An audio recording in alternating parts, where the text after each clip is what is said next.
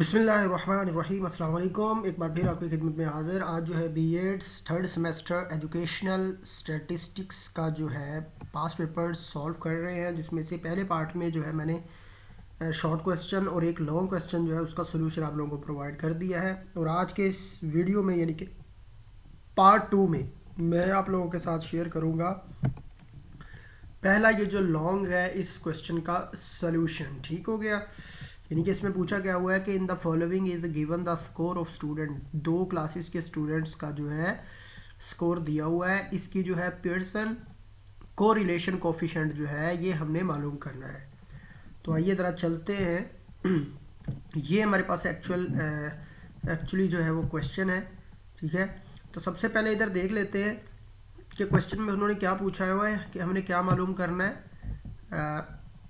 Pearson correlation coefficient हमने मालूम करना है।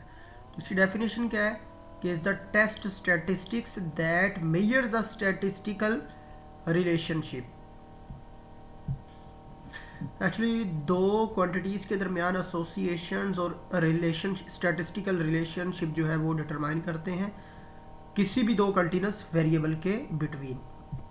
It gives information about the magnitude. ये हमें मैग्नीट्यूड के अबाउट मालूमात देता है ऑफ द एसोसिएशन की और या कोरिलेशन की, as well as the direction of the relationship. और हमें सिमत बता रहा होता है किसी भी ताल्लुक की कि इसकी सिमत जो है या डायरेक्शन जो है किधर जा रही है। खैर, इसका क्वेश्चन जो है आपके सामने नज़र आ रहा है। दो क्लासेस हैं ये। क्लास ए इसको मैंने एक्स का नाम दे दिया और क्लास बी है इसको मैंने वाई का नाम दे दिया। और इसके अंदर टोटल 8 वैल्यूज़ है दोनों तरफ।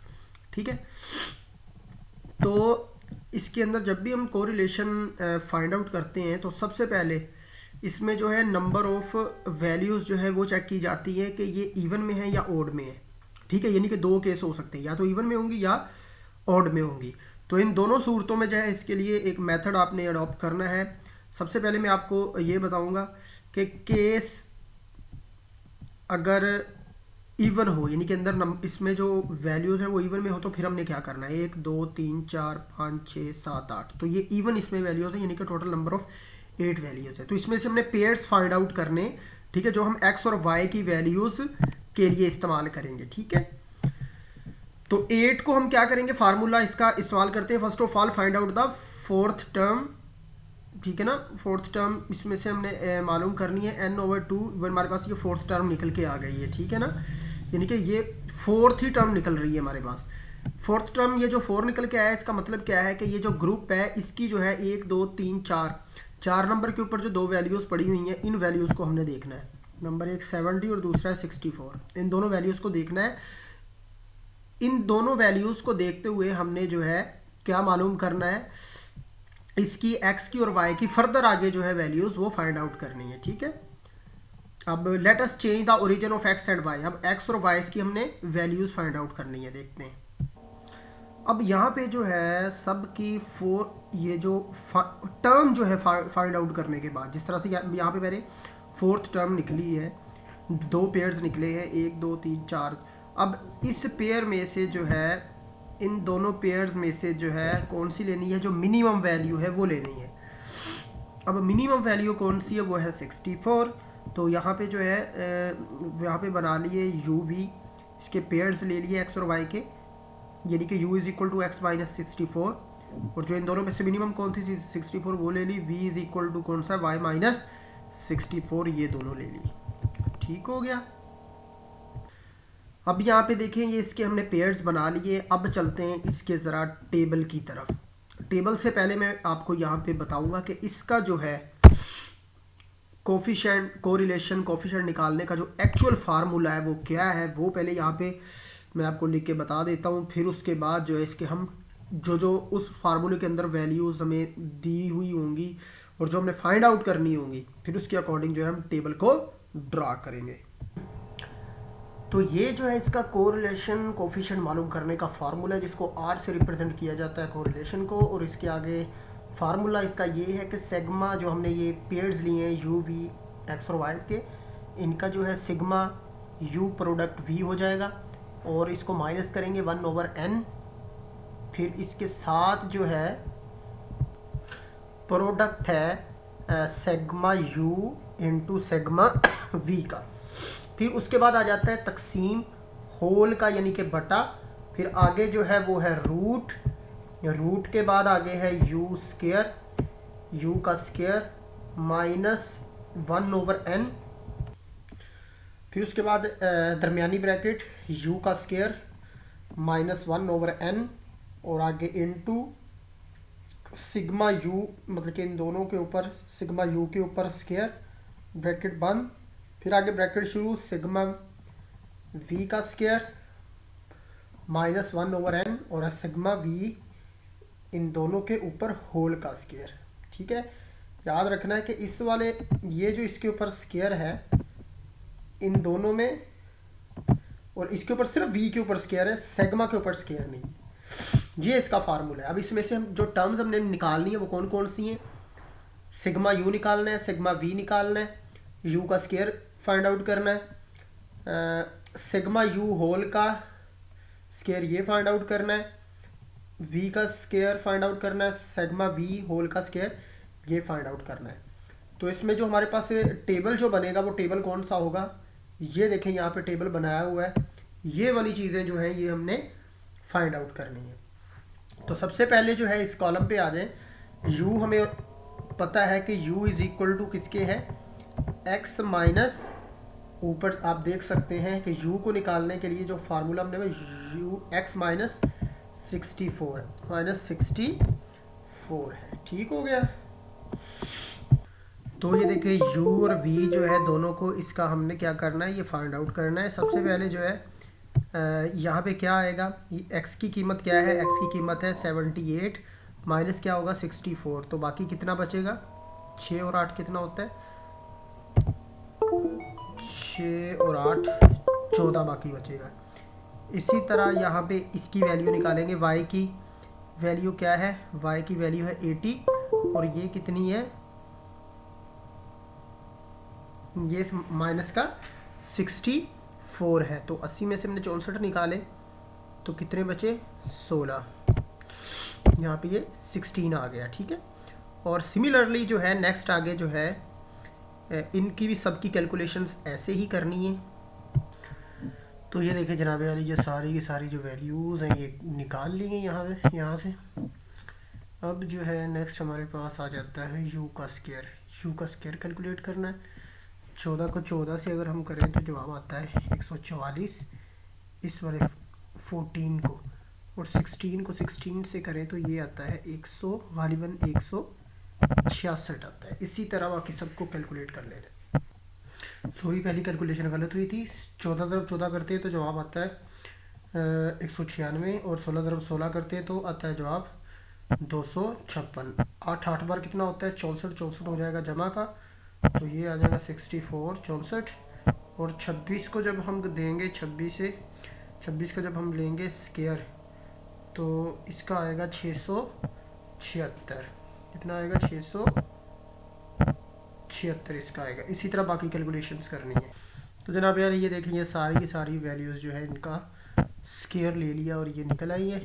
अब चलते हैं u को निकालते हैं। u कैसे? u जो है यहाँ पे 14 है और दूसरा कितना है? 16 है। तो 14 ज़रब 16 कर लेंगे, जवाब क्या आ गया? 224। इसी तरह जो है u v क्या निकालेंगे? 26 ज़रब 8, यानी कि 26 ज़रब माइनस का 8, 26 ज़रब 8 तो ये आ गया 208, और ये आया माइनस का। इसके बाद आ जाता है 25 चौका कितना होता है? 100, तो ये 100 कौन सा हुआ? मनफी का हुआ। फिर उसके बाद आ गया 6 0 0, 6 चौका 24 माइनस का 24, 11 2 बार 22 माइनस का 22, 2 3 4 4 6 5 45 6 9 54, और 11 6 का कितना होता है? 66। ये आ गया। अब फार्मूले के अकॉर्डिंग देखते हैं हमें किस किस चीज़ की ज़रूरत है। सबसे पहले हमें ज़रूरत है सेग्मा यू वी की, यानी कि इन सब के सेग्मा यू वी की ज़रूरत है। इसके लिए मैं एक और यहाँ पे कॉलम बना के इसका सेग्मा लेता हूँ। तो ये जनाब अली हमारे पास यू वी का जो है वो समीशन निकल आया है। इसके बाद जो है हमने क्या करना है, हमने करना है ये सेग्मा यू भी निकालना है और सेग्मा वी भी निकालना है। तो आइए ज़रा इसको कैलकुलेट करते हैं, सेग्मा यू को और सेग्मा वी को। अभी इन दोनों का समीशन ले लिया है। यू का सम आया है 48 और वी का है 40। अब इसके अलावा जनाब अली हमें क्या करना है, हमें करना ये है सिग्मा यू का स्केयर ये मालूम करना है, ये निकालना है, सिग्मा यू निकालना है, यू का स्केयर, सिग्मा यू होल का स्केयर निकालना है, और उसके बाद जो है सिग्मा वी का इसका स्केयर निकालना है, और सिग्मा वी इन सब का निकालना है। तो इसको हम निकालते हैं। तो जनाब अली ये देखें आप यहाँ पे समीशन यू का स्केयर और वी का स्केयर इन दोनों का सम जो है वो हमने निकाल लिया है। तो ऑलमोस्ट ये मेरे ख्याल में फार्मूला के अकॉर्डिंग जो जो चीज़ें चाहिए थी वो सारी की सारी पूरी हो गई हैं। अब इसे फार्मूला में इसमें पुट करते हैं, यहाँ पे सब्स्टिट्यूशन करते हैं। सबसे पहले सेग्मा यू वी हमारे पास क्या है, वो है -250 माइनस 1/n। n हमारे पास कितना था, n हो यहाँ पे देख लें, काउंट कर लें, टोटल 8 थे, n जो है हमारा टोटल 8 है। उसके बाद हमारे पास आ जाता है सेग्मा यू आ जाता है। सेग्मा यू जो है वो है 48, कह लें कि यहाँ पे ना प्रोडक्ट ही है, हाँ प्रोडक्ट ये कितना 48 है। 48 के बाद हमारे पास सेग्मा वी क्या है, इसका भी सेग्मा वी जो है ये भी हमारे पास कितना है 40 है। 40 के बाद समझ लो कि ये हमारे पास आ जाता है अगला, फिर उसके बाद हमारे पास आ जाता है डिवीजन के बाद है सेग्मा यू का स्क्वायर, वो हमारे पास है 1098 और आगे -1 और n हमारे पास नंबर ऑफ ये 8 है। 8 के बाद फिर आगे हमारे पास है सेग्मा यू, इसके ऊपर स्क्वायर है, यानी कि इसकी जो वैल्यू है वो सेग्मा यू की कितनी है, वैल्यू 48 है। ये आ गई 48, इसके ऊपर जो है वो क्या है स्क्वायर है। तो यहाँ पे इसका ये हो गया स्क्वायर के बाद ये होगी ब्रैकेट क्लोज और अगली ब्रैकेट आ गई। तो सिमिलरली इससे आगे जो है हमारे पास वो है सिग्मा वी का स्क्वायर। वी का स्क्वायर वो कितना है 1222 माइनस है 1/n क्या है 8 और सिग्मा वी हमारे पास कितना है, इसका वी का स्क्वायर ही चाहिए हमें। वी का स्क्वायर क्या है यहाँ पे वी हमारे पास है 40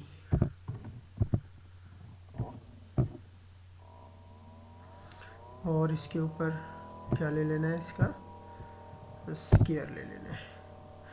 तो ये जो है इस फार्मूले के अंदर हमने जो वैल्यूज़ हैं वो हमने क्या कर दिए, पुट कर दिए। और ये वाला जो जज़र है, रूट है जो,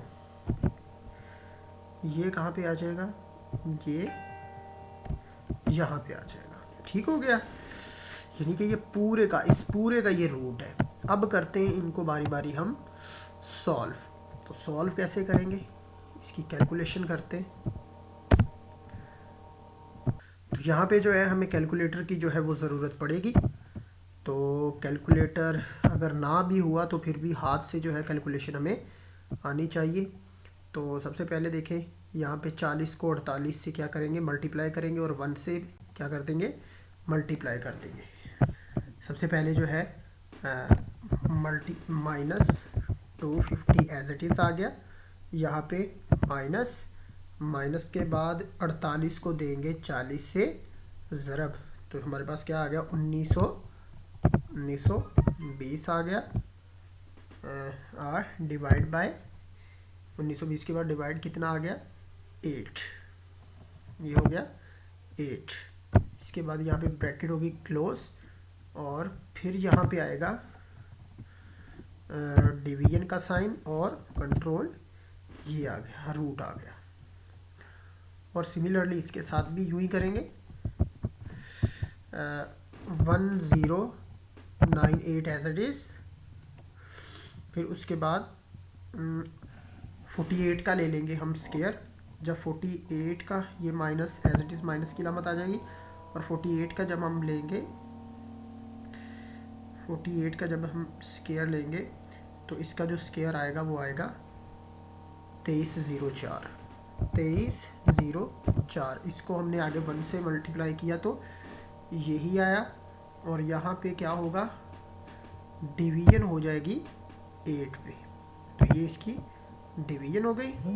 इसके बाद जो है नेक्स्ट जो है अगली ब्रैकेट जो है उसको हमने क्या किया, ओपन किया, और 12/22 एज इट इज़ आ गया।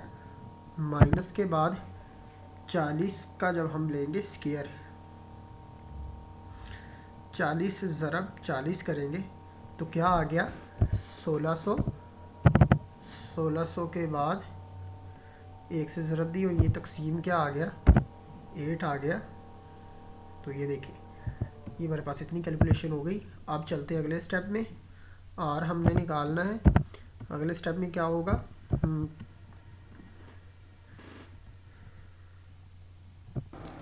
और 228 अब जो है यहाँ पे है -250 और 1920 तकसीम 8 है।